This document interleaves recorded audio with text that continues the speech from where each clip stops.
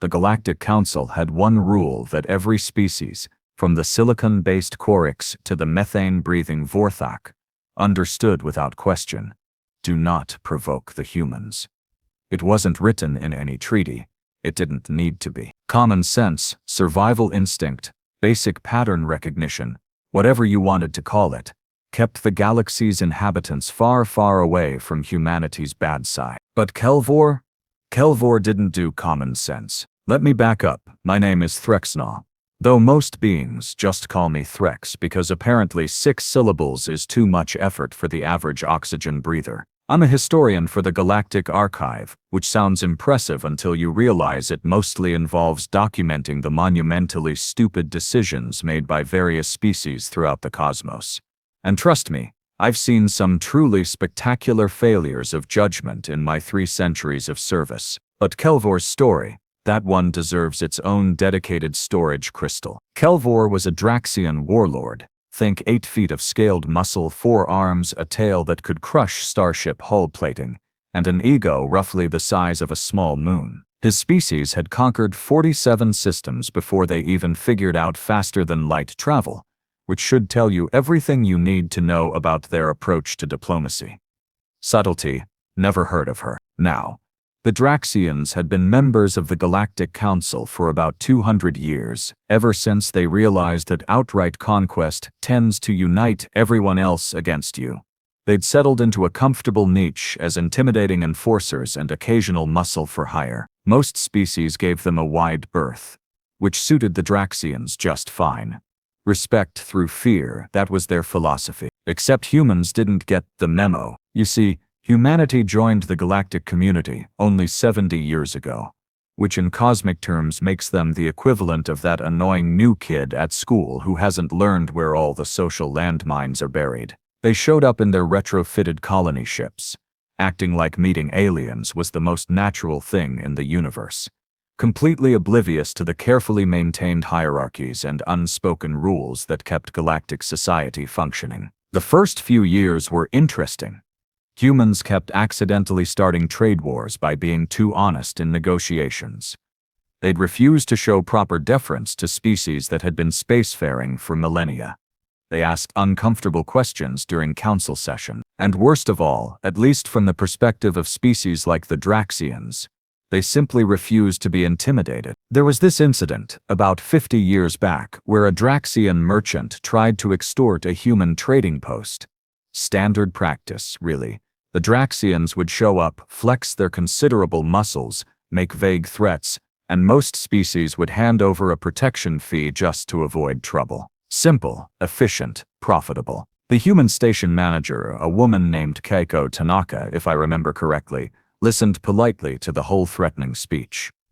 Then she smiled, thanked the Draxian for his concern, and explained that the station's defense grid was more than adequate for their needs. The Draxian naturally escalated his threats.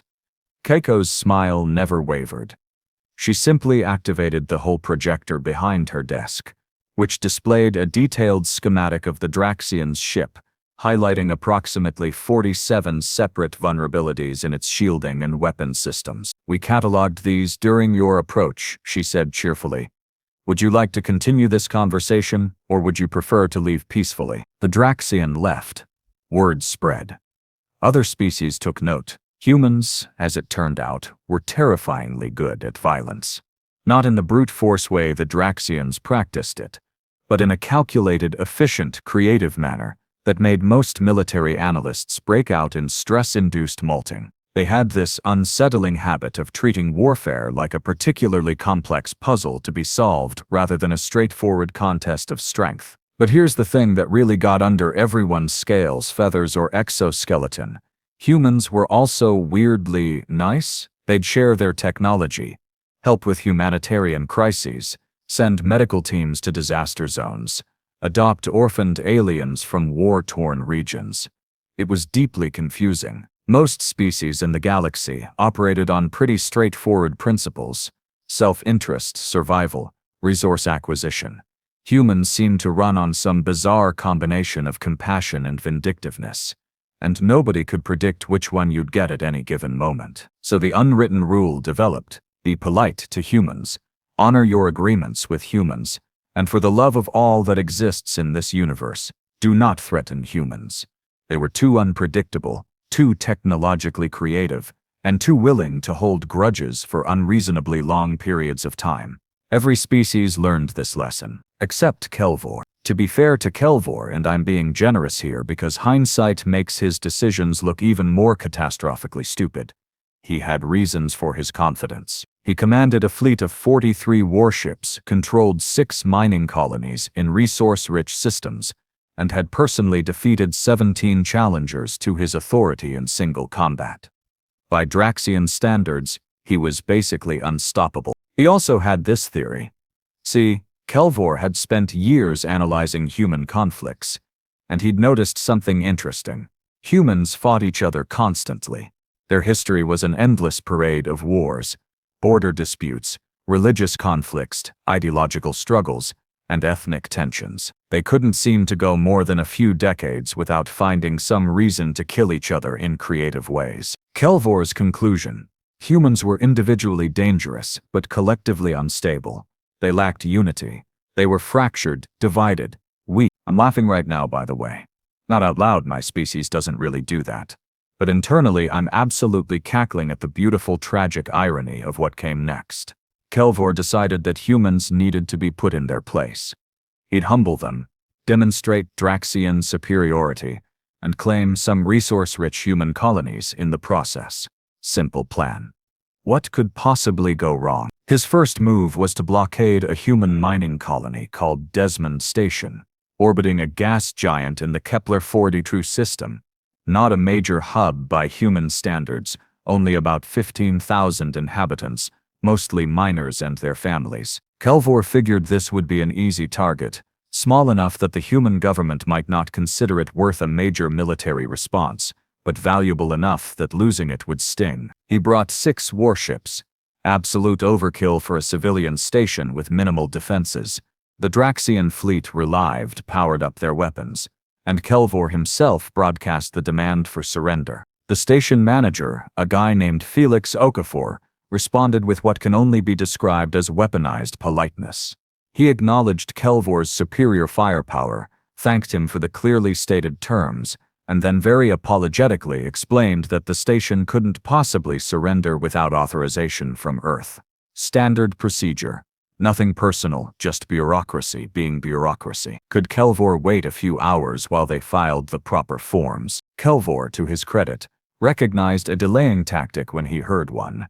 He gave them 30 minutes. 28 minutes later, his fleet's sensor arrays started picking up hyperspace signatures. Now, human faster-than-light travel doesn't work quite like most species' versions. It's loud, energetically speaking, creates this distinctive ripple in subspace that's visible from several light-years away. Most humans consider this a bug, not a feature. But in this situation, it was psychological warfare at its finest. Kelvor watched as signature after signature bloomed on his sensors. 1, 5, 10, 20. They kept coming. Human ships dropping out of hyperspace at the edge of the system, not rushing in, just arriving. Methodically, deliberately, taking up positions. By the time an hour had passed, Kelvor's 6 warships were facing 41 human vessels. They weren't even military ships. Mostly cargo haulers, mining craft, a few patrol boats, even a couple of luxury yachts, but every single one of them was armed, and they'd arranged themselves in a formation that would make any tactical analyst weep with envy. Then the communication came through. Not from Earth's government or military command. From a human named Captain Amara Osei, who identified herself as the commander of a neighborhood watch coalition. Let me repeat that. Neighborhood watch coalition. Kelvor, being Kelvor, tried to bluster his way through. He had warships, professional soldiers, superior firepower. These were civilians playing at being military. Captain Osei listened patiently to his entire speech. Then she said something that made my translation software glitch for a solid 3 seconds, because it couldn't quite process the level of casual threat in her tone. "Sir," she said, "I notice you're new to dealing with humans, so let me explain something. That station you're threatening, those are our people, our miners, our engineers, our families. They're having a barbecue next month that my sister's planning to attend, so here's what's going to happen. You're going to leave. Now. Or we're going to teach you why every other species in this galaxy learned to be polite. Kelvor should have left. Every tactical analysis, every probability matrix, every ounce of common sense screamed at him to cut his losses and retreat. Instead, he opened fire on the nearest human ship. One of those converted cargo haulers looked like it could barely maintain orbit, let alone fight. The cargo hauler dodged. I'm still not entirely sure how something that large moved that fast, but it twisted away from the plasma barrage like a dancer avoiding raindrops, and then its cargo bay doors opened and 37 autonomous combat drones screamed out into the void, each one targeting a different subsystem on Kelvor's flagship with surgical precision. See, here's what Kelvor didn't know, what most species don't really understand about humans until it's too late. They don't have a warrior caste. They don't have a specialized military species bred for combat. Every single human is a potential soldier, engineer, tactician, or saboteur, and they've spent their entire evolutionary history figuring out increasingly creative ways to kill things that are bigger, stronger, and more dangerous than they are. That cargo hauler? Owned by a retired human naval engineer named Dmitry Volkov, who'd spent his post-service years hauling ore and tinkering with weapon systems just for fun. Those drones weren't military-grade. They were hobby projects. Dmitry had built them in his spare time, the way normal beings might cultivate decorative plants or collect interesting rocks. The other 39 human ships opened fire simultaneously. Not a chaotic barrage, a coordinated strike that would have made any military academy instructor weep with pride. They'd analyzed Kelvor's formation, identified weak points, calculated firing solutions, and executed a textbook assault pattern without a single unified command structure.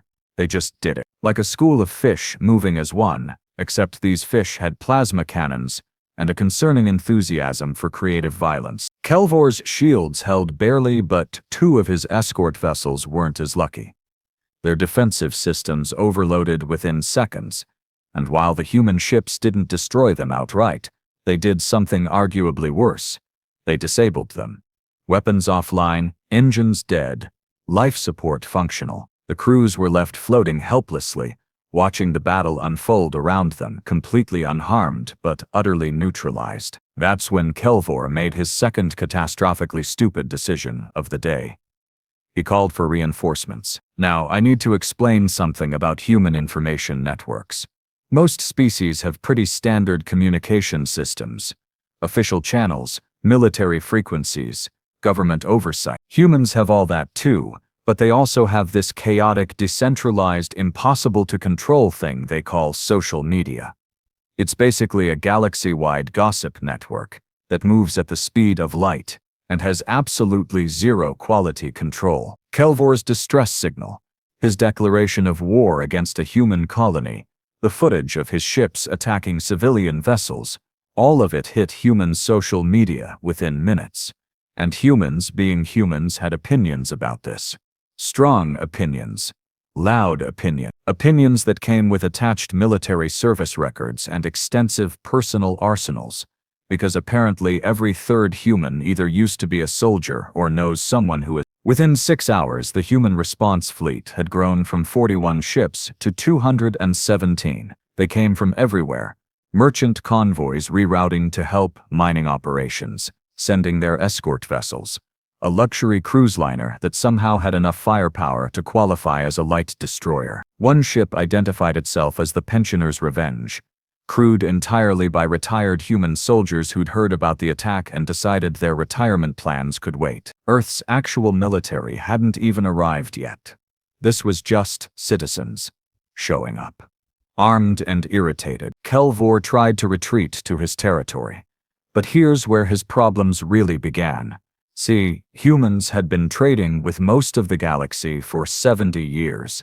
They'd built relationships, established supply routes, made friends. More importantly, they'd made friends with species that the Draxians had been bullying for centuries. The Zarathi, a species of peaceful traders who'd been paying protection fees to Draxian warlords for generations, suddenly discovered that their long-range sensors were malfunctioning in ways that just happened to feed Kelvor's fleet false navigational data. The Quilix, aquatic beings who controlled several strategic refueling stations, experienced unprecedented technical difficulties that prevented Kelvor's ships from restocking their energy reserves. The Ven Collective, a hive mind species that managed most of the galaxy's communication relays, developed a mysterious glitch that caused Kelvor's messages to his fellow Draxian warlords to arrive heavily corrupted. None of these species officially lifted a finger against Kelvor.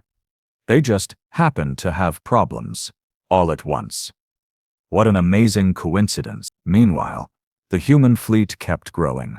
They didn't even need to fire shots anymore. They just followed Kelvor's retreating forces like the galaxy's most polite stalkers, maintaining perfect formation, weapons locked but not firing, waiting. I was monitoring all of this from the archive, by the way, absolutely transfixed. This wasn't just military history unfolding, this was a master class in psychological warfare. The humans weren't trying to destroy Kelvor, they were making an example of him. Every species in the galaxy was watching, and the message couldn't have been clearer. This is what happens when you break the rules. Kelvor finally made it back to his primary base, a heavily fortified asteroid station in Draxian space. He probably thought he was safe there, surrounded by his full fleet, protected by military-grade shields and enough firepower to level a small moon. Then the human fleet arrived. All 643 ships that had accumulated during the chase. They didn't attack. They just surrounded the station, completely. A perfect sphere of human vessels, maintaining formation, not saying a word. The silence was, according to survivors, absolutely terrifying. 3 days passed. Kelvor refused to negotiate, convinced this was a bluff. His supplies were good, his defenses strong. He could wait them out. On day 4, a single human shuttle requested permission to dock, unarmed, carrying only a diplomatic envoy. Kelvor, sensing an opportunity to demonstrate his resolve, granted permission. The envoy was an elderly human woman named Adelaide Chen, a grandmother of 7 who'd spent 40 years in Earth's diplomatic corps. She arrived carrying nothing but a datapad and what she described as homemade cookies for Kelvor's crew, because apparently humans bring baked goods to hostage negotiations. Adelaide sat down across from Kelvor in his command center, smiled pleasantly, and laid out the situation with the kind of gentle patience usually reserved for explaining basic concepts to particularly slow children. "You have 2 options," she said, offering him the plate of cookies.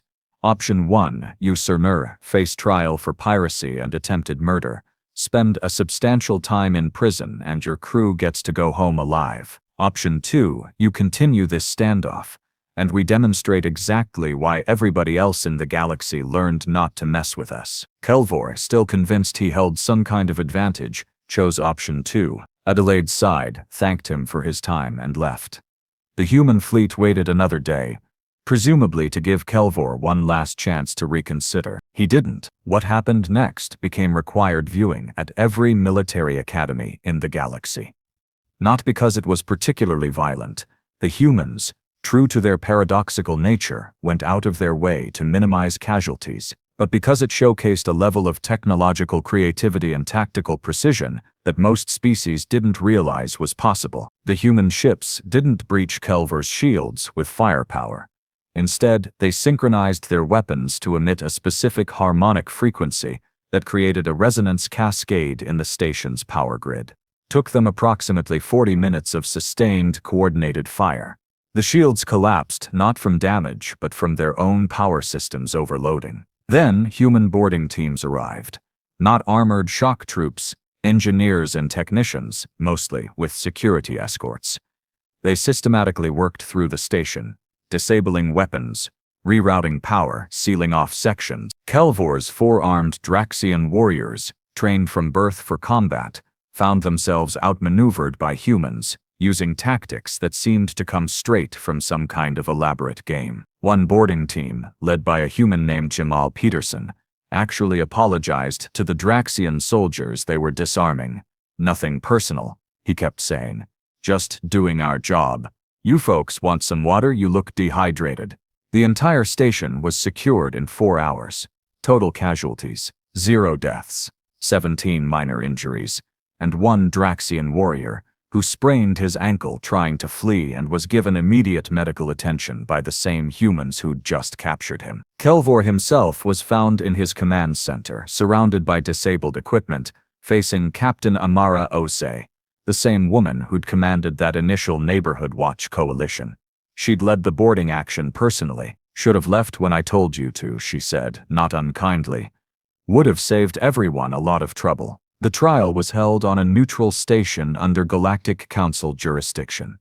I attended as an observer, documenting everything for the archive. Kelvor was charged with 73 separate counts of piracy, attempted murder, and violating about 40 different interstellar laws that nobody even realized existed until human lawyers started citing them. His defense argued that he'd simply been following traditional Draxian practices, that cultural differences should be taken into account. The prosecution, led by a terrifyingly competent human attorney named Rosa Delgado, responded by presenting evidence that Kelvor's own people had tried to warn him, multiple times, that attacking humans was a catastrophically bad idea. They had transcripts, recorded conversations, testimony from other Draxian warlords who'd all basically said, "Don't do this, you idiot." Kelvor was sentenced to 40 years in a human-run correctional facility, which sounds harsh until you learn that human prisons apparently include educational programs, recreational activities, and therapy sessions. He'd be learning anger management from the same species he'd tried to terrorize. The irony was not lost on anyone. But here's the thing that really stuck with me. The detail that made me spend months analyzing every aspect of this incident. After the trial, Adelaide Chen, the elderly diplomat with the homemade cookies, gave an interview. Someone asked her why humanity had responded so overwhelmingly to what was, in the grand scheme of things, a relatively minor attack on a small colony. Her answer was simple. Those were our people. Not strategic assets or territorial interests or any of the usual diplomatic language. Our people, like it was the most obvious thing in the universe. That's what Kelvor never understood. What a lot of species still struggle with.